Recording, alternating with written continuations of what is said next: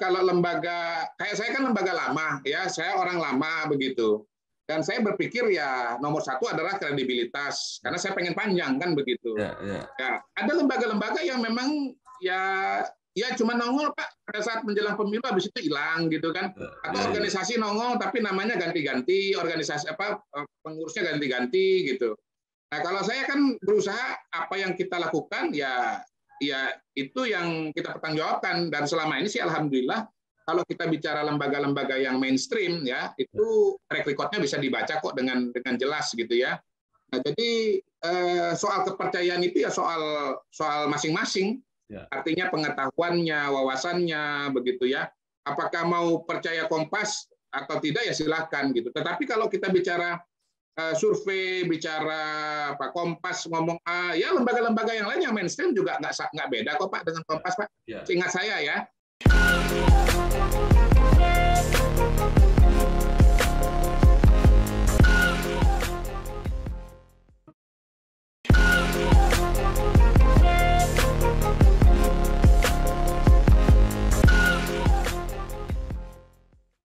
Assalamualaikum warahmatullahi wabarakatuh. Bersama saya Bambang Sadono di kanal Inspirasi untuk Bangsa. Mudah-mudahan kanal ini selalu bisa memberi inspirasi, motivasi, dan edukasi. Kami sedang mempersiapkan beberapa video wawancara untuk ikut memberi makna 72 tahun Universitas Indonesia. Wawancara ini selain akan kami tayangkan melalui kanal Inspirasi untuk Bangsa, rencana juga akan kami bukukan. Saat ini saya sudah bersama dengan salah seorang alumnus Fakultas Psikologi UI, yaitu Bapak Dr. Muhammad Kodari, Sarjana Psikologi MA. Beliau adalah peneliti dan pengamat politik. Apa kabar Pak Kodari? Alhamdulillah baik, Mas Bambang. Saya jangan dipanggil Bapak karena saya panggil sampean Mas. Kan ya nggak lucu sama saya panggil Dik, nggak lucu.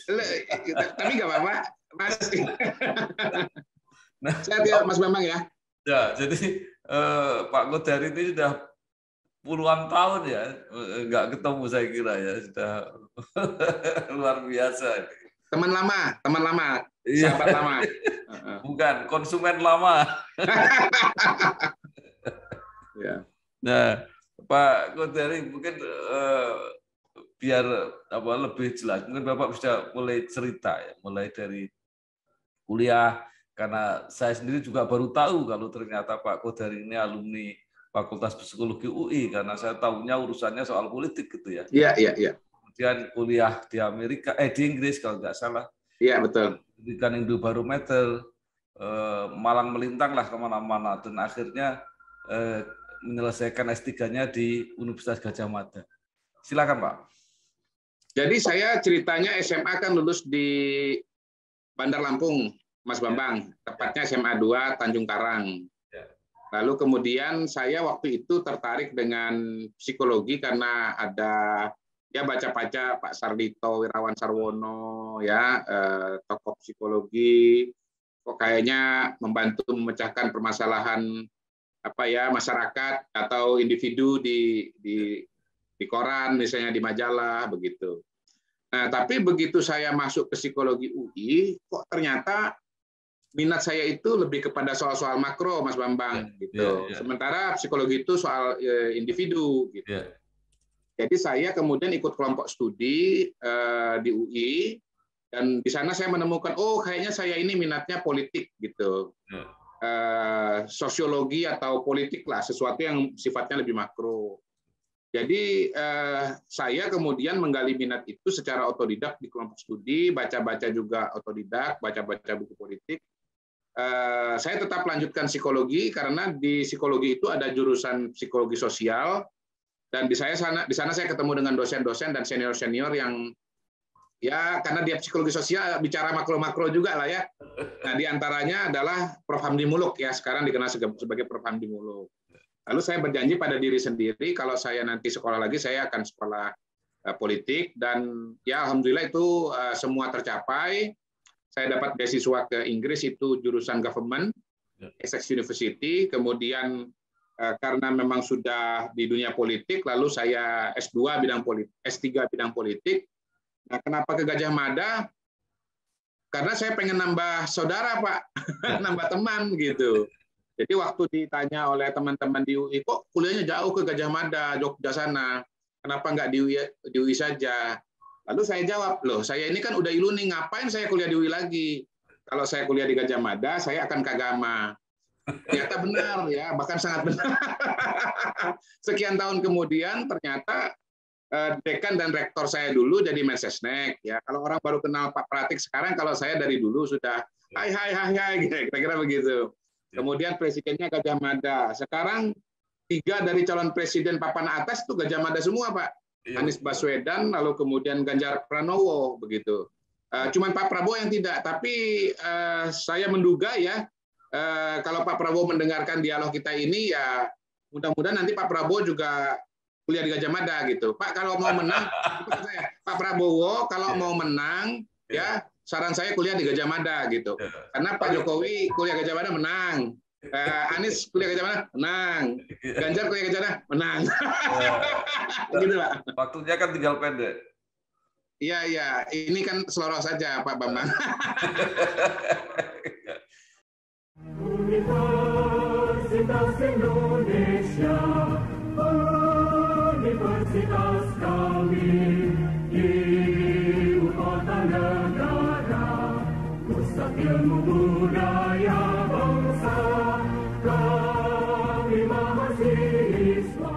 Nah, Pak Kodari, apa yang membawa Pak Kodari kemudian aktif di kegiatan survei, bahkan akhirnya mendirikan lembaga survei sendiri? Nah, jadi ini berawal dari kelompok studi UI tadi itu yang saya ceritakan tadi. Jadi saya ini kan anak daerah gitu ya, masuk ke Jakarta itu culture shock, Mas Bambang. Ya, orang tua sederhana gitu kan, apa-apa nggak punya.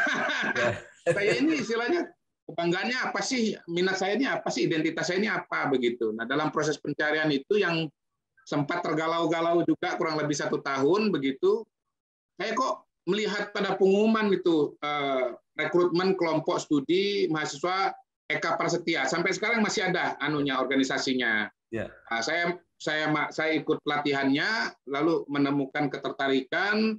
Di sana saya belajar kajian, belajar pemikiran, belajar analisis, belajar menulis, belajar berbicara, dan belajar penelitian begitu. Dan saya merasa menemukan bidang saya gitu, sehingga saya ya latihan penelitian itu istilahnya ngasong megang kuesioner itu dari zaman kuliah memang sudah gitu. Akhirnya kemudian saya kalau ada pekerjaan sambilan itu juga wawancara, saya jadi interviewer gitu. Nah, yang kedua, waktu saya sekolah di Inggris, ternyata di sana di dunia barat itu semua riset politik itu dasarnya adalah kuantitatif, yaitu survei gitu. Nah, Indonesia kenapa belum survei? Karena waktu itu zaman otoriter, suara masyarakat itu tidak relevan, Pak.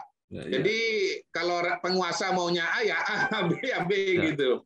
Nah, kalau sudah pemilu, apalagi menjelang pemilu pemilihan langsung, maka suara masyarakat itu menjadi penting. Poinnya adalah di Inggris saya belajar bahwa ilmu politik itu adalah kuantitatif. Begitu saya pulang ke Indonesia, saya di CSIS, 2003 itu 2004 itu ada pemilihan presiden secara langsung, lalu kemudian saya dihubungi oleh Mas Denny, waktu itu Mas Denny JA. Dia bilang ini mau didirikan lembaga survei nih di Indonesia.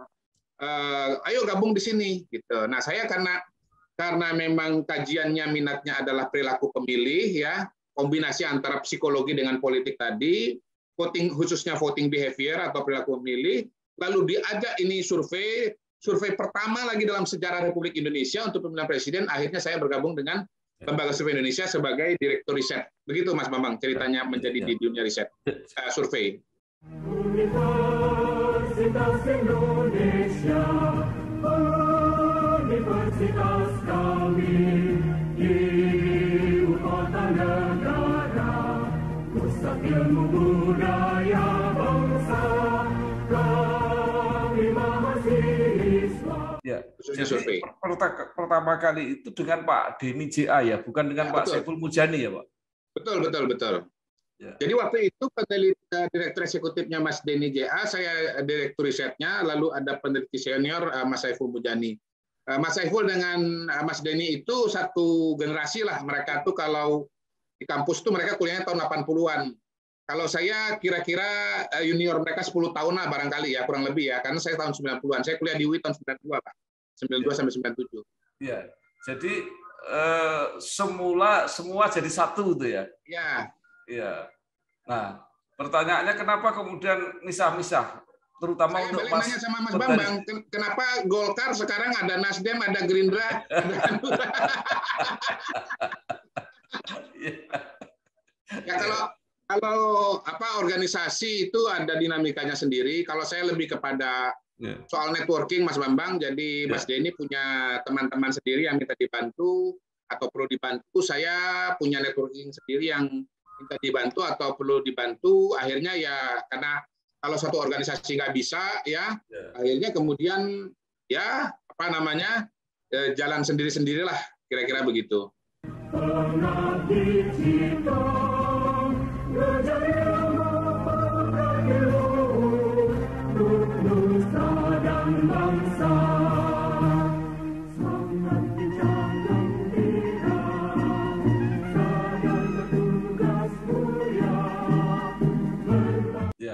Jadi dari yang tiga itu Pak Saiful Mujani, Pak Denny JA, Pak Muhammad Qudari itu kemudian pisah-pisah. Nah, kemudian tambah jadi banyak sekali. Banyak sekali. Ya. Betul. Ya. Betul. Jadi Pak Qudari termasuk perintis-perintis awal. Iya betul. Jadi saya ini salah satu pelopor ya, salah satu generasi awal di mana pada waktu itu ya banyak hal baru lah. Jadi orang pun nggak percaya sama survei Mas Bambang pada waktu itu. Mas Bambang kan dulu di Golkar, tahu persis lah bagaimana dinamikanya, survei itu masuk ke dalam dunia politik Indonesia. Nah, kita tahu 2003 itu ada survei. Kalau bicara calon presiden waktu itu yang mau dengar survei itu ya cuma Pak SBY, yang lainnya nggak mau dengar gitu. Apa sih wawancara 1.200 orang kok tahu pendapat seluruh masyarakat Indonesia, kayak kira-kira begitu. Nah, kalau partai yang paling cepat istilahnya mau mendengar dan memberikan ruang itu adalah Golkar. Waktu itu ketua Golkar Pak Akbar Tanjung. Ya. Jadi Pak Akbar itu memberikan kesempatan kepada kita pada waktu itu untuk mempresentasikan dan mendiskusikan hasil survei di internal Golkar, baik di DPP maupun di daerah-daerah gitu. Dan kita waktu itu membuktikan bahwa survei itu benar dan memang terjadi transisi luar biasa, bukan cuma dalam konteks Pilpres dan Pileg, Mas. Ya, tahun 2004 itu kan kita bilang kan 2003 kan, ini Golkar menang nih. Nah, ternyata Golkar partainya betul-betul menang gitu. Calon presiden SBY menang kan gitu kan. Pak Wiranto kalah gitu kan. Nah, itu saya nggak tahu tuh Pak Akbar Tanjung jadi happy apa. Tapi momentum paling besar itu sebetulnya waktu Pilkada tahun 2005. Golkar waktu itu sudah punya mekanisme, punya juklak, kalau nggak salah juklak 01, begitu ya, karena pilkada dipilih langsung pertama, itu ditetapkan dulu calon, baru disurvei gitu. Nah, ketika survei sudah dilaksanakan, kita menemukan, Pak, ya ini Golkar, ini salah, ini kalah di sini menang, di sini kalah, di sini. Misalnya di Sumbar, saya ingat Leonardi Harmaini, kita bilang kalah. Terus kemudian saya ingat juga Jambi, kita bilang kalah. Kepri kita bilang Pak Ismail Abdullah menang. Terus kemudian di Sulawesi Utara Pak Aji Sondah kalah. Kemudian dan seterusnya lah kira-kira begitu. Dan itu ternyata ya mayoritas benar dan akhirnya Golkar melakukan perubahan terhadap juklaknya menjadi juklak 05. Ini saya ingat nih kenapa? Karena ini bagian dari sejarah di mana kemudian ya ada wawasan baru, ada paradigma baru yang kalau dalam ilmu pengetahuan itu disebut sebagai paradigm shift begitu ya. Jadi pergeseran paradigma, cara melihat politik gitu ya. Dari dari katakanlah kualitatif menjadi kuantitatif, dari apa kata elit menjadi apa kata masyarakat. Demikian Pak Bambang.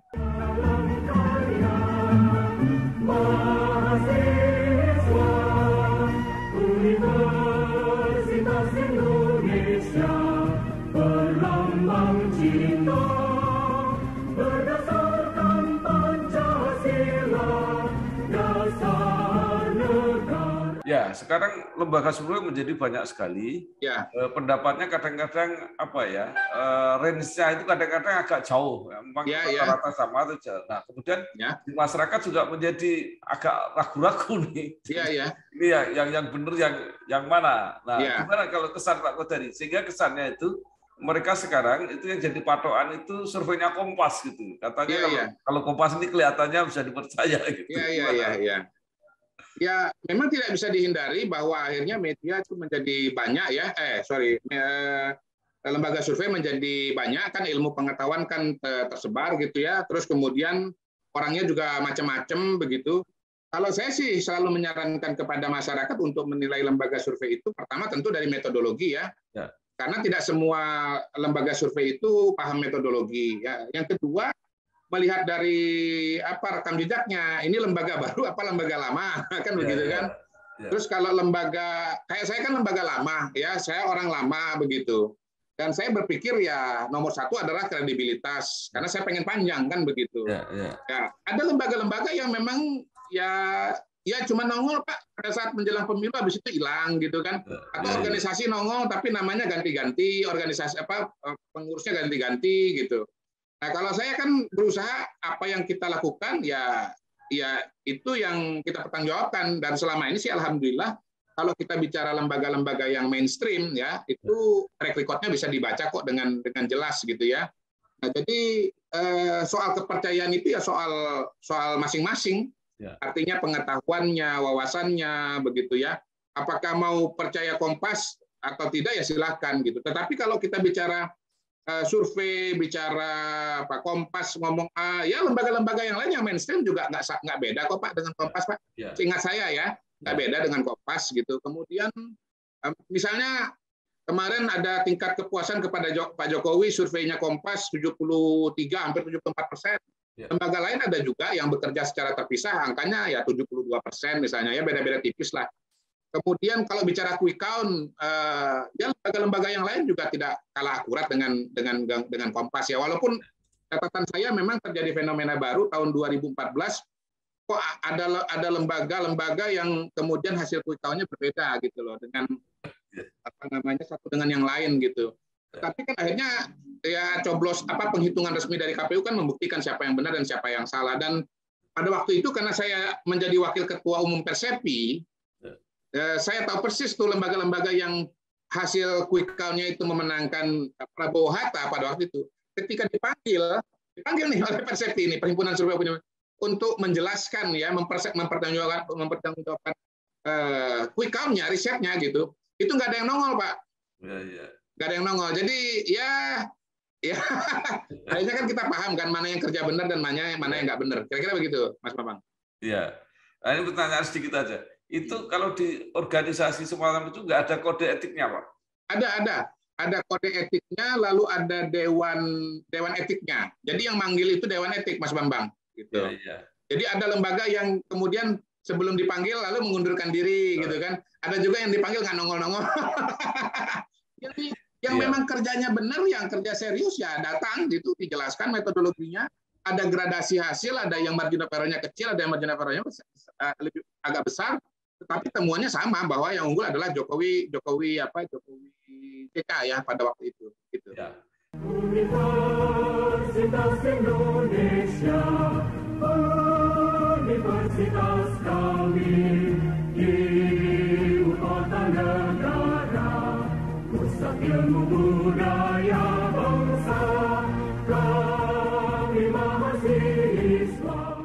Pak Kodari ini kan akhir-akhir ini saya melihat tidak hanya sekedar surveyor ya, tidak peneliti, tapi juga pengamat politik gitu. Artinya lebih banyak berpendapatnya.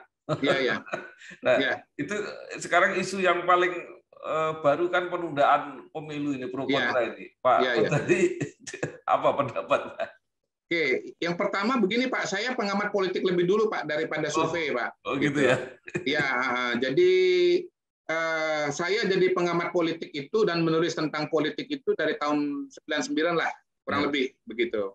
Sementara saya baru di lembaga survei tahun 2003-2004 sepulang saya dari Inggris gitu. Nah, buat saya justru saya sebagai lembaga survei itu memperkuat analisis saya Pak. Ya, Kodari itu Pak, kalau ngomong jangan meleset Pak. Karena apa? Karena dia mendasarkan pendapatnya kepada data Pak, selain kepada teori. Teori itu nggak boleh berdiri sendiri, apalagi kalau kita bicara masalah-masalah yang aktual ya, kita harus mendasarkan kepada data. Nah, pengamat politik yang lain itu mungkin nggak pegang data Pak. Jadi dia ngomongnya salah. Kalau saya ngomongnya benar, kenapa didasarkan kepada data gitu? Data masyarakat ya, terutama ya kalau kita bicara misalnya isu voting behavior, calon presiden, soal partai politik gitu. Nah, lebih daripada itu, saya juga orang yang bergaul, Pak. Bergaul dengan elit-elit politik, misalnya seperti Pak Bambang, ya kan, baik pada skala nasional maupun pada skala lokal gitu. Sehingga ilmunya itu atau informasinya itu lengkap, Pak. Politik itu kan, kita kalau bicara politik, Pak, analisa kata mau lengkap itu harus 2 level, Pak. Level elit dan level masyarakat. Gitu. Kalau punya 2 informasi itu ya insya Allah akurat gitu. Yang pertama. Yang kedua, berkaitan dengan masalah perpanjangan masa jabatan, saya menyatakan tidak setuju gitu loh. Karena tidak ada pasalnya. Dari mana? Dari mana pasalnya? Apa argumentasinya? Nggak ada tuh pasal atau argumentasinya gitu loh. Jadi kalau mau lewat undang-undang pemilu, menurut saya ya kedaruratan segala macam sekarang ini kan udah nggak ada ya. Kita kalau bicara COVID sekarang hidup udah 90% normal begitu ya, kecuali kita pakai masker dan jaga jarak dan seterusnya. Bencana alam nggak ada begitu. Jadi kalau mau bicara penundaan pemilu itu nggak ada pasalnya, kecuali kalau terjadi amandemen Undang-Undang Dasar 45. Bu, pinjam mobil. Boleh, tapi nanti anterin ibu arisan dulu sama isin pulsa. Transferin buat bayar arisan, terus nanti ambilin cash juga. Pinjam mobil sekali, nantinya banyak. Makanya perbanyak transaksi, kumpulkan poin, lalu tukar dengan kupon undian di BNI Mobile Banking dan menangkan hadiahnya. Gak pakai nanti.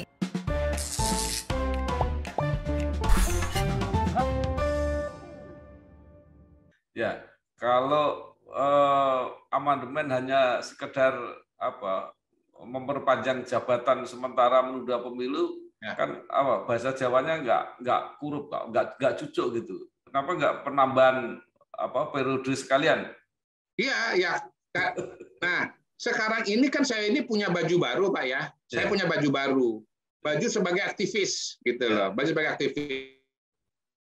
Nah, saya ini adalah penggagas Jokowi Prabowo 2024 gitu. Nah, untuk bisa terlaksana Jokowi Prabowo 2024 maju berbarengan, itu ya harus dibuka pasal masa jabatan bisa 3 periode. Dan lewat mana jalurnya? Lewat amandemen gitu. Jadi ya saya bilang, ngapain tunda-tunda pemilu? Kalau memang mau perpanjangan masa jabatan presiden, ya misalnya karena Indonesia ini luas gitu ya, kemudian pekerjaannya banyak gitu. Masa jabatan presiden disamakan dengan bupati yang wilayahnya sempit, penduduknya sedikit gitu kan. Nah, kita selama ini kan ngeluh-ngeluh. Presiden belum tuntas pekerjaannya sudah diganti. Begitu ganti orang, ganti kebijakan. Pekerjaan lama nggak dilanjutkan. Ya sudahlah. Cobalah kita istihad politik begitu. Masa jabatan presiden dibolehkan 3 periode 15 tahun begitu. Ya sudah, amandemen saja gitu. Gitu Pak Bambang. Jadi saya menolak menunda pemilu, tapi saya mendukung 3 periode. Ya. Tapi kalau nanti 3 periode bagus sekali, mungkin nggak tambah lagi jadi 4 periode misalnya. Ya, kita kalau bicara perbaikan atau bicara perkembangan kan kita bicara one by one Pak ya, one step at a time lah, kira-kira begitu. Saya nggak tahu nanti ke depan seperti apa. Karena begini Pak, kalau kita bicara dinamika politik ya, sebetulnya kan segala sesuatu bisa terjadi. Nah, apakah kemudian bisa 3 periode atau tidak? Ya tergantung masyarakatnya juga, tergantung kinerja dari presidennya juga. Kalau memang presidennya bagus ya didukung. Kalau nggak bagus ya nggak akan didukung, Pak. Gitu loh. Jadi menurut saya sih akhirnya kembali kepada kinerja dari sang pemimpin dan tergantung kepada masyarakat itu sendiri. Iya.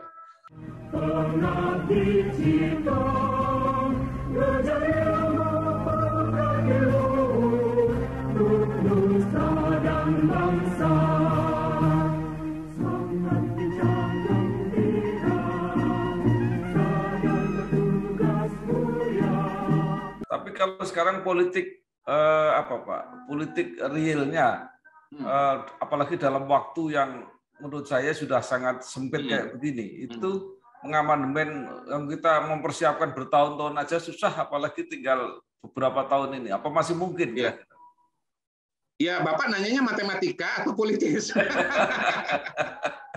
Kalau matematika, Pak, saya jawab amat sangat bisa gitu loh. Karena syarat untuk amandemen menurut pasal 37 Undang-Undang Dasar 45 itu kan 2/3 anggota MPR. Ya. Anggota MPR itu 575, anggota DPD itu 34 kali 4 berapa? 100 berapa gitu. Intinya totalnya 711. Ya. Nah, pada hari ini koalisi pemerintah 474. Ya. Anggota DPR-nya udah 474. Ya. Berarti tinggal 3 saja, Pak, gitu. Nah, ya. DPD itu kita tahu dari 128 itu sepertiga anggota partai. Ya. Jadi kalau misalnya ketua partainya perintah, ya pasti akan dukung. Jadi sebetulnya syarat matematikanya itu mudah. Nah, yang relatif itu kan syarat politiknya. Ya. Nah, kalau syarat politik saya nggak ngomong, bukan wilayah saya dan di luar kemampuan saya, Pak, gitu loh. Iya, ini proses politiknya sudah di ranah dewa gitu loh, di langit ketujuh gitu. Jadi, tapi kalau bicara matematika, ya saya bisa hitung dan saya katakan amat sangat mungkin. Iya, tapi kalau lihat bahasa apa ya, bahasa tubuhnya PDIP dan Gerindra tidak setuju, itu kan sudah potensinya sudah sangat berat, Pak, untuk mengumpulkan suara 2/3 tadi. Ya, politik itu kan dinamis, Pak. Politik itu kan dialektika. Ada tesa, ada antitesa, ya kan? Ya, semuanya merupakan sebuah proses yang dinamis begitu. Jadi ya mungkin awalnya nggak setuju, bisa jadi setuju. Saya pribadi misalnya merasa mengalami perkembangan yang sangat signifikan begitu. Pertama misalnya pada level masyarakat, Pak. Dulu saya pertama kali ngomong mengenai 3 periode itu di Mata Najwa ya, di televisi ya pada bulan Maret tahun lalu. Oh ya nih setahun, baru sadar juga setahun nih Pak, setahun. Itu saya sendirian aja yang ngomong begitu. Tapi kemudian sekarang akhirnya ketemu dengan teman-teman yang juga mendukung gagasan itu. Sekarang kita Pak udah 34 provinsi, udah 200 kabupaten kota Pak. Kita punya kepengurusan Pak. Ya itu pada level masyarakat ya Pak ya. Yang kedua, kalau bicara di level MPR atau elit begitu, saya dulu ngomong di luar. Tapi kemarin saya udah diundang diskusi di MPR gitu oleh fraksi PKB. Memang topiknya adalah soal penundaan pemilu gitu. Tapi di situ kan saya punya kesempatan untuk menyampaikan gagasan 3 periode dan menolak penundaan pemilu. Dan saya katakan inilah serangan Rusia kepada Ukraina, saya bilang gitu. Saya udah menginvasi MPR. Jadi gagasan itu, Pak, saya sudah sampaikan dan sudah lontarkan di MPR begitu. Jadi Pak, paling tidak secara fisik, saya merasa dulu saya di luar pagar, sekarang saya sudah bisa masuk dalam pagar, gitu.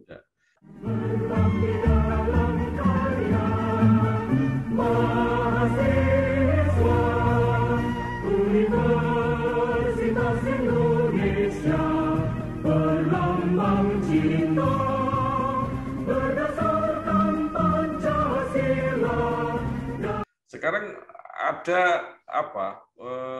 fenomena baru, Pak Kodari, tidak menggunakan survei tapi menggunakan big data untuk mengajukan suatu proposal kebijakan. Nah, banyak masyarakat yang protes karena itu susah diverifikasi. Apakah itu memang susah karena kita semua yang tidak bisa mengecek atau karena data seperti itu masih mudah dimanfaatkan sesuai kepentingan sendiri-sendiri gitu. Gimana? Ya, pertama begini Pak, antara survei Pak, opini publik ya dengan big data itu objek analisisnya berbeda Pak. Kalau survei itu kita wawancara masyarakat, wawancara individu ya, responden yang terpilih dari populasi yang kita desain ya. Kita populasi Jawa Tengah misalnya, kita tarik responden 800 orang dari seluruh mereka yang berhak untuk menjadi sampel gitu ya. Katakanlah kalau ini adalah pilkada atau pemilu, mereka yang 17 tahun ke atas atau sudah menikah gitu. Nah, kalau big data itu Pak, itu yang dibaca akun Pak. Nah, big data itu akunnya apa? Ya itu juga harus disebut. Apakah akun Facebook, apakah akun Twitter, apakah akun Instagram begitu. Hemat saya itu harus dijelaskan gitu. ataukah gabungan dari semua? Nah, pengalaman saya selama ini, kalau kita mau baca kecenderungan seseorang, mau kecenderungan fashion atau baju, mau kecenderungan makanan, selera makanan, mau kecenderungan politik, itu Pak yang bisa dibaca itu cuma Facebook saja. Kalau IG nggak bisa, karena itu isinya gambar, gitu. Twitter ya susah, apalagi kayak Twitter itu kan orang bisa bikin akun banyak sekali, Pak. Jadi satu orang bisa bikin 100 akun, 1000 akun. Jadi dia tidak menggambarkan suara yang sesungguhnya, beda dengan survei. Nah, kalau Facebook, itu setahu saya, semenjak kejadian Pilpres Amerika antara Hillary Clinton dengan Donald Trump, itu sudah sangat sulit untuk membaca datanya, Pak. Saya nggak tahu itu. Kalau nggak izin dari Facebook, itu kita nggak bisa baca, Pak. Apakah misalnya akun A itu sukanya pilihan partainya apa, pilihan calon presidennya apa, itu sulit, Pak. Udah nggak bisa gitu. Kecuali kalau misalnya ditemukan suatu mekanisme, suatu teknologi untuk menerobos itu yang saya nggak paham, Pak. Yang saya nggak paham begitu. Nah, masalahnya adalah big data yang kemarin dikutip oleh seorang tokoh nasional itu kan tidak dipublikasikan laporannya, laporan penelitiannya, bagaimana metodologinya, kapan dilaksanakan. Yang dengan itu kita bisa mengatakan kita setuju tidak setuju, kita sependapat tidak, kita bisa menerima atau tidak menerima. Kan kalau lembaga survei, Pak, itu kan tiap laporan survei sebelum masuk kepada hasil, itu kan metodologi dulu. Bapak kan selalu baca, sering baca. Metodologinya begini, beda metodologi, beda hasil. Gitu. Nah, beda sama metodologi aja hasil beda kok. Apalagi kalau kita nggak tahu metodologinya. Kalau metodologinya goib, menurut saya hasilnya juga dibaca goib. Nggak bisa dibantah. Bukan salah, Pak ya? Nggak bisa dibantah. Itu Mas Bambang. Ya. Universitas Indonesia, Universitas kami, ibu kota negara, pusat ilmu budaya bangsa, kami mahasiswa. Nah, sekarang juga masyarakat ini kan bertanya-tanya, kan survei Presiden 2024 itu bahkan sudah dimulai beberapa tahun yang lalu lah, sudah awal banget dimulai. Nah, sekarang mereka sudah disuguhi bahwa inilah calon-calon yang favorit dan sebagainya itu. Nah, pertanyaan saya itu seberapa kredibel itu nanti sampai saatnya tiba itu. Nggak bisa dipastikan, Pak, karena opini publik itu kan sangat dinamis ya, Pak ya. Bisa terjadi perubahan yang sangat cepat, bisa juga terjadi perubahan yang lambat. Walaupun kalau pengalaman saya, kalau kita bicara Pilpres dengan jumlah pemilih yang begitu besar, wilayah yang begitu luas, memang perubahan-perubahan itu relatif lebih sulit terjadi. Beda kalau misalnya di wilayah kabupaten kota yang relatif lebih kecil begitu. Nah, yang bisa dikatakan per hari ini bahwa kalau bicara calon presiden itu saya bagi dalam 3 kategori, Mas Bambang. Pertama itu papan atas, kedua itu papan tengah, yang ketiga itu papan bawah. Papan atas pada hari ini cuma ada 3 nama isinya. Pertama ada Prabowo, 2 Ganjar, 3 Anies Baswedan. Nah, posisi mereka masing-masing ini beda, lembaga survei beda-beda ya. Tapi umumnya yang di atas itu kalau nggak Prabowo ya Ganjar gitu. Nah, Ganjar ini sebelum pandemi, sebelum tahun 2020 itu nggak ada, Mas. Dia papan tengah aja gitu.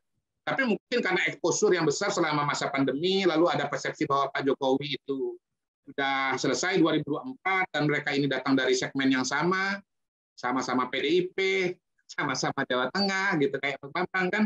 Jadi ada kolam suaranya Jokowi yang kemudian ya dalam tanda kutip itu diwarisi oleh Ganjar. Jadi Ganjar ini hoki. Hari ini hoki dia gitu. Nah, tapi apakah kemudian mereka akan nyalon? Belum tentu gitu loh. Pada hari ini menurut saya calon presiden yang pasti itu cuma satu aja, baru satu. Menurut Mas Bambang siapa? Pak Prabowo. Pak Prabowo, betul. Kenapa Pak Prabowo? Karena Pak Prabowo satu ya punya partai. Tinggal istilahnya tambah satu partai manapun lah menengah, mejem aja. Insya Allah akan bisa memenuhi persyaratan. Yang kedua, beliau punya elektabilitas gitu. Sebetulnya ada satu partai lagi yang bisa mengajukan calon, yaitu PDIP. Bahkan nggak harus berkoalisi. Tetapi ya calon yang paling kuat secara kualitatif di dalam yaitu Mbak Puan, itu kan elektabilitasnya kan masih rendah gitu loh. Nah, sehingga kemudian orang ya masih dalam tanda kutip tanda tanya, apakah kemudian PDIP akan mengajukan Mbak Puan atau tidak begitu. Artinya kan yang di papan atas ada 3. Ya. 2 orang yang di papan atas itu bergabung berarti sudah selesai. Dugaan saya ya per hari ini calon presidennya ya 3 itu yang maju. Karena masing-masing merasa punya peluang, masing-masing nggak mau bergabung, Mas. Iya, nggak mau gabung. Masing-masing merasa berpeluang, lalu kemudian partai politiknya juga merasa bahwa 3 nama ini punya peluang, maka kemudian mereka akan dalam tanda kutip akan membentuk konstelasi begitu. Kenapa 2014 dan 2019 cuma 2 calon? Karena calon yang ketiga itu selisihnya dengan 2 yang di atas terlalu jauh, Mas. Misalnya 2014 itu Abu Rizal Bakri itu nomor 3, dia pengen dia maju, tapi ya di bawah 10%. Sehingga akhirnya Golkar itu nggak dapat teman untuk berkoalisi karena partai yang lain kalah, nggak usah gitu. 2019 apalagi ada Gatot mau maju, tetapi surveinya terlalu jauh dengan yang lain. Akhirnya nggak ada partai yang mau bergabung begitu. Per hari ini sih menurut saya ya kalau ada 3 nama, maka kemudian partai politik akan mengarah kepada 3 nama itu gitu. Karena waktu saya sekolah di Inggris itu ada terminologi politicians go where the voters are. Politisi atau partai politik akan ya menuju ke arah di mana di situ ada pemilih gitu, Mas. Gitu. Bahkan ada kemungkinan gitu loh. Kenapa? Bisa aja Mbak Puan gitu ya atau PDI misalnya tetap maju, elektabilitasnya nggak ada. Tetapi karena saya punya partai dan saya yakin nanti ya partai ini ya bisa mendorong saya menjadi calon dengan suara yang besar, bisa aja maju juga jadi 4 gitu. Susah 2. Hemat saya sih 2 itu nanti ya putaran kedua gitu. Ya.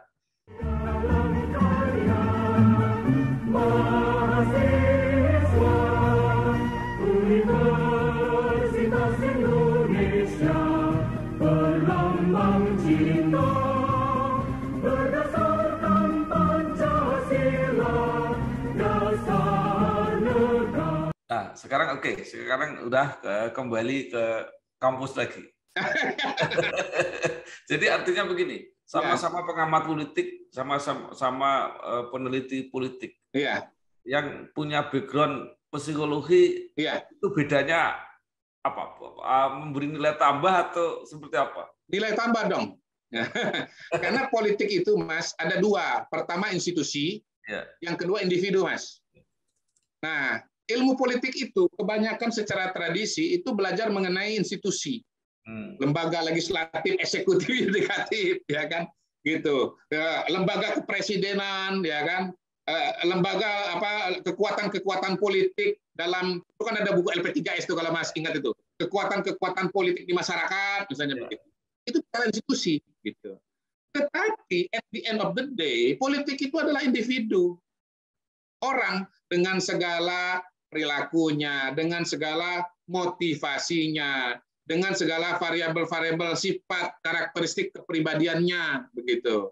Jadi ya buat saya sangat beruntung karena S1 saya psikologi, saya belajar manusianya, lalu kemudian sekolah selanjutnya saya belajar institusinya, gitu. Balik lagi susah ngalahin Kodari, kenapa? Karena ada ilmu lembaganya, ada ilmu institusinya, gitu Mas. Jadi Kodari paling lengkap kira-kira gitu. Paling lengkap.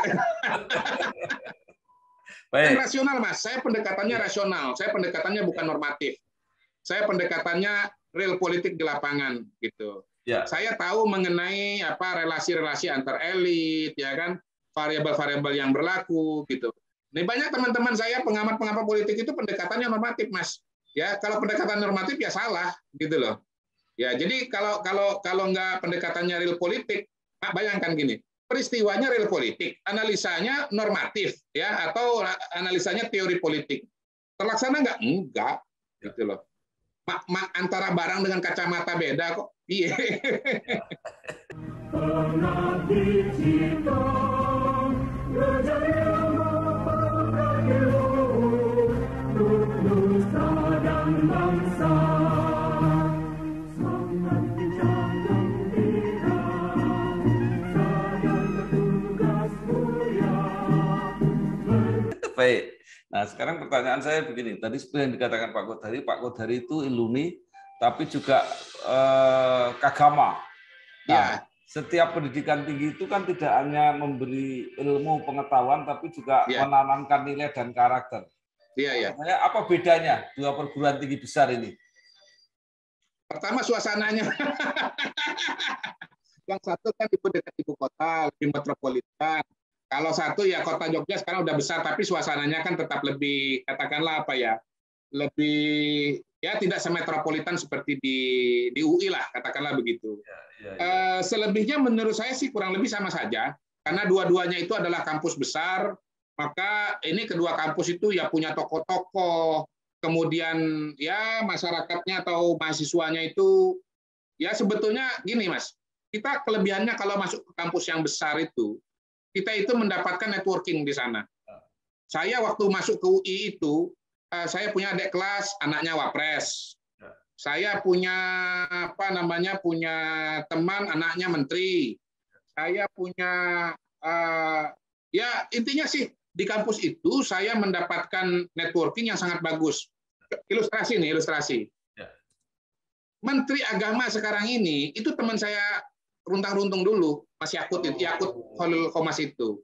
Nah, siapa Yakut? Yakut adalah anaknya Holil Bisri, ya, tokoh NU besar, ya, tokoh P3 pada waktu itu. Jadi kami itu, ya selesai kuliah itu mainnya nongkrongnya di mana? Rumah dinas DPR, Mas.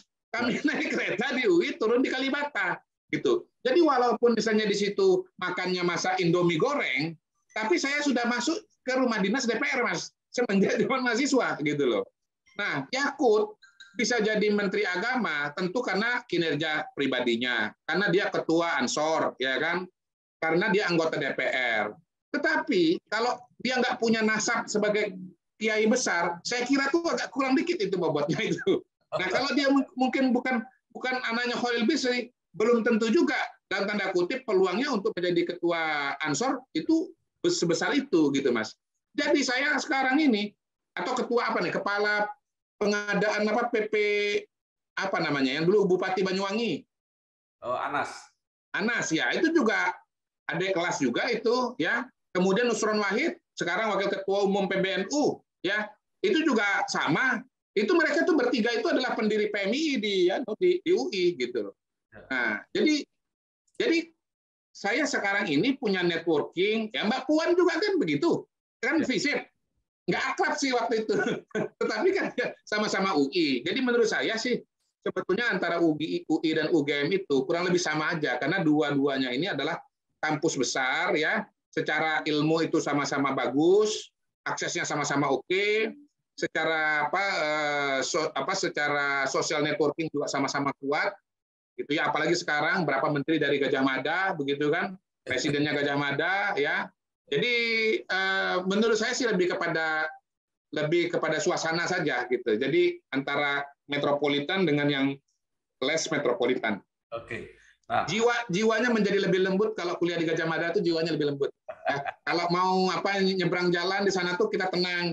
Kalau di Jakarta kita udah nyebrang mobilnya lewat-lewat terus. Kalau di sana kita belum nyebrang, mobilnya udah berhenti, gitu.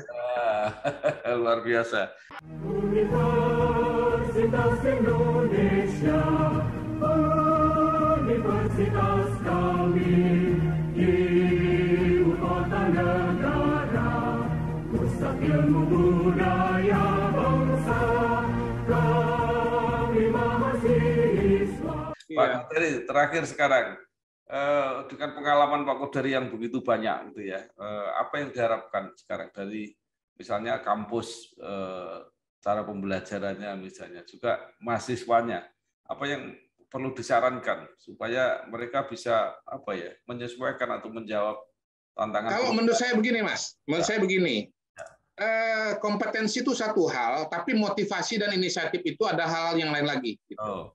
Nah, jadi ada IQ, ada EQ, ya. Jadi ya motivasi, kesabaran, inisiatif itu ilmu yang menurut saya di pendidikan kita secara umum maupun di perguruan tinggi dan khususnya di UI itu belum cukup dilatih. Jadi proses belajar mengajar itu sebisa mungkin bukan hanya mengajarkan ilmu, tetapi juga mengajarkan untuk bisa memotivasi diri, mengelola emosi, kemudian mengambil inisiatif, ya. Nah, kenapa? Karena kesuksesan hidup itu, pencapaian itu, ya, yang dominan itu bukan IQ, tapi EQ, gitu. Jadi mudah-mudahan Universitas Indonesia ya dengan pimpinan yang ada sekarang, baik di tingkat rektor maupun di tingkat dekan, bisa memberikan porsi yang lebih besar kepada aspek IQ untuk masyarakat, untuk mahasiswanya untuk dikembangkan, begitu, Mas Bambang. Baik, terima kasih sekali Bapak Dr. Muhammad Kodari, Sarjana Psikologi MA, peneliti dan pengamat dan peneliti politik. Dan aktivis politik. Dan sekarang menjadi aktivis politik. Luar biasa. Banyak sekali yang sudah kita dapatkan untuk memahami persoalan-persoalan terakhir. Mudah-mudahan bermanfaat. Selain bagi sivitas akademika, juga bermanfaat untuk kita semua. Sekali lagi terima kasih Pak Kodari. Sukses. Sama-sama. Salam hormat Mas Bambang. Ya, wassalamualaikum warahmatullahi wabarakatuh. Salam warahmatullahi wabarakatuh.